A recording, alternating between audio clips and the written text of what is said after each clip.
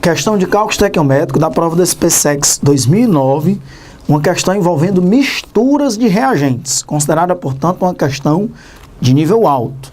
Vamos para a leitura do enunciado. Uma quantidade de 5.828 gramas de uma mistura de óxido de sódio, Na2O, e óxido de potássio, K2O, foi tratada com uma solução de ácido clorídrico que continha 300 mols de HCl. Admitindo-se que toda a mistura de óxidos reagiu com parte do HCl e que o excesso de HCl necessitou de 144 mols de hidróxido de sódio, NaOH, para ser totalmente neutralizado, então a composição percentual em massa de Na2O e de K2O na mistura original era, respectivamente, ele dá as massas atômicas do sódio, 23U, do potássio, 39U, e do oxigênio, 16U. Então, como eu disse, é uma questão de cálculo estequiométrico de casos especiais. Existem diversos casos especiais de cálculo estequiométrico: rendimento, pureza, reagente em excesso, equações sucessivas, gás na CNTP, gás fora da CNTP. E essa questão é uma questão que envolve misturas de reagentes. As questões envolvendo misturas de reagentes são questões consideradas de um nível mais alto. Então, o aluno, no mínimo, ele tem que ser muito organizado para saber o que é que ele está fazendo a cada passo, e a questão se resolverá através de um sistema de equações. Então, vamos lá, vamos organizar. Ele disse que tinha inicialmente uma mistura de dois óxidos, o óxido de sódio e o óxido de potássio. A mistura total era de 5.828 gramas desses dois óxidos. Colocou para reagir com 300 mols de HCl, o HCl estava em excesso. Reagiu com todos os óxidos, esses óxidos são óxidos básicos, o óxido de sódio e o óxido de potássio são óxidos básicos.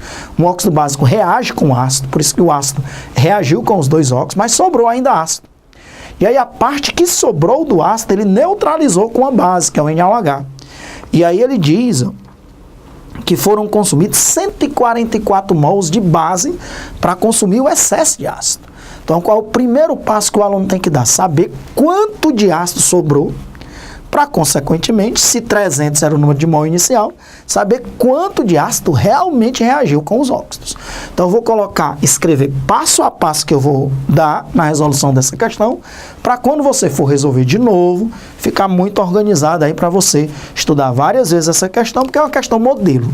Do jeito que eu vou resolver essa questão, você resolve qualquer questão de mistura de reagentes, que é um caso especial considerado exigente.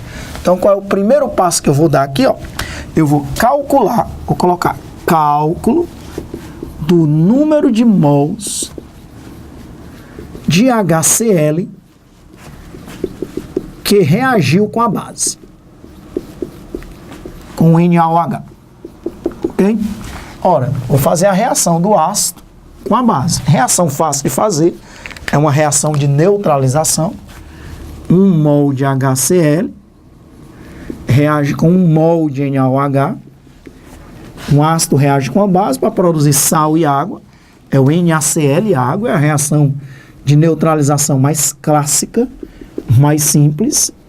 E veja que a proporção entre o ácido e a base é de 1 para 1. Eu destaco a primeira linha, que é onde eu coloco a estequiometria da reação. 1 mol de ácido reagiu com 1 mol de base. Vou trabalhar com mol porque ele dá as informações em mol.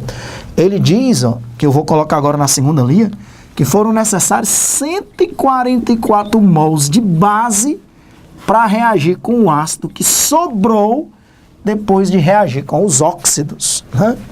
Ora, como a proporção é de 1 para 1, pessoal, se foram necessários 144 mols de base para neutralizar todo o ácido que estava em excesso, quantos mols de ácido ainda estavam presentes? 144. É lógico, todo mundo concorda aí, já que a proporção é de 1 para 1, que 144 mols de HCl estavam em excesso, né? Ora, qual era o número de mols inicial? 300. Então tem agora você saber quantos mols de HCl reagiram com os óxidos, que é o que eu vou colocar aqui, ó, segundo passo. Cálculo do número de mols de HCl que reagiram com os óxidos. Que reagiu com os óxidos. Como é que eu faço esse cálculo? Ora, nós tínhamos 300 mols de HCl. 144 mols sobraram. Tanto é que tiveram que ser neutralizados pela base. Então, 300 menos 144 vai dar 156 mols de HCl, que é o número que nos interessa, porque esse número de mols de HCl reagiu com o óxido de sódio e com o óxido de potássio. Ok? Então, agora vamos para a estequiometria, terceiro passo, né? Nós vamos para o cálculo das massas dos óxidos Na2O e K2O que reagiram com 156 mols de HCl. Então, vou montar aqui as duas reações. O Na2O é um óxido que reage com ácido. Como eu disse, é um óxido básico.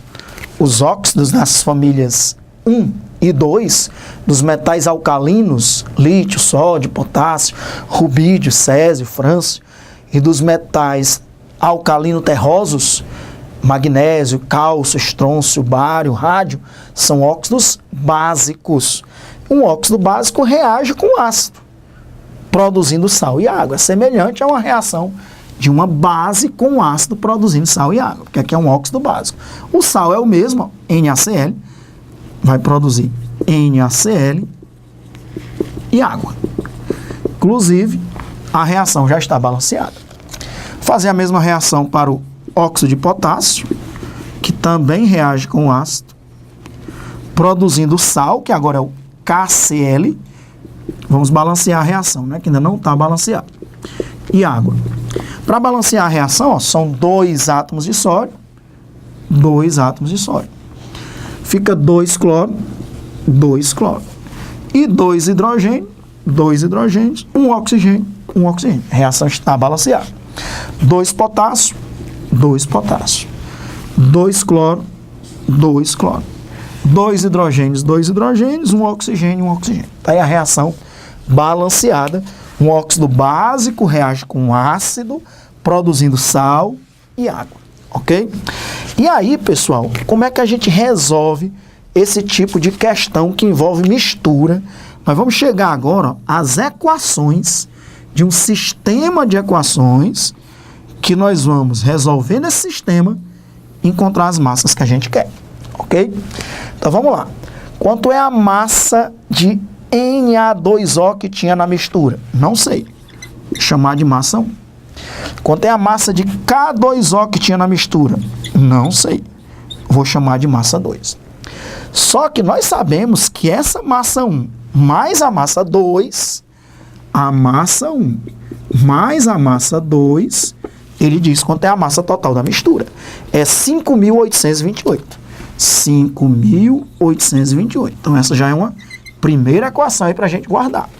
A massa 1, que é a massa de óxido de sódio, com a massa 2, que é a massa de óxido de potássio, a soma desses dois óxidos, essa mistura, tem que ser igual a 5.828. Ok. Essas massas vão reagir com HCl. O HCl eu poderia trabalhar em massa também, mas a informação está em mol. Então, eu vou trabalhar com os óxidos em massa e com os ácidos em mol. Qual é a proporção entre o óxido e o ácido? É 1:2. Então, o ácido são 2 mols. Aqui é 1 mol do óxido. Quanto é a massa molar do Na2O? 2 vezes 23, 46, mais 16. 46 mais 16 dá 62 gramas. Por que eu não coloquei 1 mol? Coloquei a massa para fazer a correspondência. Grama embaixo de grama. Lembre-se que o M1 é massa. E aqui mol embaixo de mol. Quantos mols de HCl reagiram com essa massa? Não sei. Chamar de N1, ok? O número de mol de HCl que reagiu com essa massa, eu não sei. Eu não sei a massa, então eu não sei o número de mol lá. Então, mol embaixo de mol, massa embaixo de massa. Fazer a mesma coisa aqui, ó. Massa embaixo de massa. Tem a massa molar do K2O, 2 vezes 39 mais 16. A massa molar do potássio é 39, 2 vezes 39 mais 16, dá 94 gramas. E aqui mol embaixo de mol, também é 2 mols. Quanto é o número de mol de HCl que reagiu com essa massa de K2O? Não sei. Vou chamar de N2. A primeira equação que surgiu foi que o M1 mais o M2 tem que dar 5.828. Segunda equação, o número de mol de HCl que reagiu com os dois óxidos, que é o N1 e o N2, tem que ser igual a 156. Então, segunda equação, N1 mais N2 tem que ser igual a 156, correto? O número de mol de ácido clorídrico que reagiu com o óxido de sódio, somado com o número de mol de ácido clorídrico que reagiu com o óxido de potássio, tem que dar 156. Já são duas equações. A massa do primeiro mais a massa do segundo tem que ser igual a 5.828. E o número de mol do primeiro mais o número de mol do segundo tem que ser igual a 156. Ora, como bons matemáticos, vamos lembrar, nós estamos com 4 incógnitas. M1, M2, N1, N2. Se nós temos 4 incógnitas, nós temos que ter 4 equações. Então, onde é que vem as outras 2 equações que vão relacionar aí as coisas que a gente quer? Dessa multiplicação aqui em cruz. Né? É o cálculo estequiométrico. Vamos isolar o N1 em função do M1 e o N2 em função do M2. Quanto é o N1 ali, galera? O N1 vai ser 2M1 dividido por 62, correto? 2M1 dividido por 62. Quanto é 2M1 dividido por 62? É a mesma coisa que M1 dividido por 31, correto? Então, o N1 é 2M1 dividido por 62. Simplifiquei, ó. 2 por 62 ficou 31. Se você entendeu, me diga agora qual é a relação entre o N2. O N2 vai ser 2M2 dividido por 94. Vou anotar. 2M2 dividido por 94. Simplificando também por 2, ó, vai ficar M2, 94 dividido por 2 dá 47. Então, pronto, pessoal. Nós já sabemos aqui, ó, temos 4 equações. A soma das massas é 5.828. A soma do número de mols de ácido clorídrico é 156. E, pelo cálculo estequiométrico, massa embaixo de massa, mol embaixo de mol, nós conseguimos a relação entre o N1 e o M1, e o N2 e o M2. Pessoal, se nós tivermos calma agora, no lugar de N1, a gente botar M1 sobre 31. No lugar de N2, a gente colocar M2 sobre 47. Nós vamos ficar só com 2 equações envolvendo M1 e M2.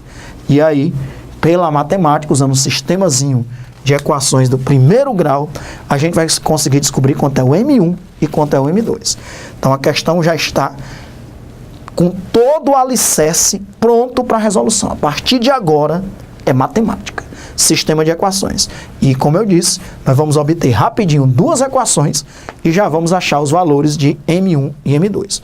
Vou apagar a lousa, vou deixar esses valores aqui para que a partir deles a gente comece a resolução da parte matemática da questão e aí faça as suas anotações em relação aos passos que nós temos até agora.